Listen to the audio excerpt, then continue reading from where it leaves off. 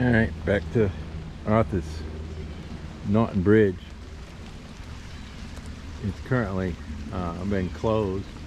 You can see this warped leg bending under. And I hope on the far side you can see that the bank is getting eaten away. The stream is starting to meander during these heavy rain events.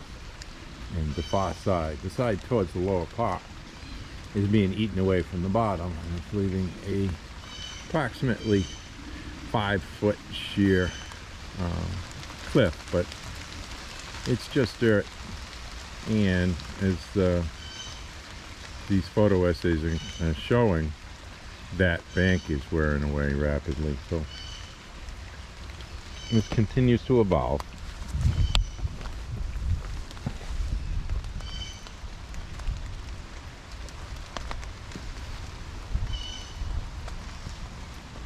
And the bridge continues to be closed. I'm not going to push on this. I'm going to expect that they'll stretch this out for a long, long time. The sooner it gets done, the more surprised I'll be.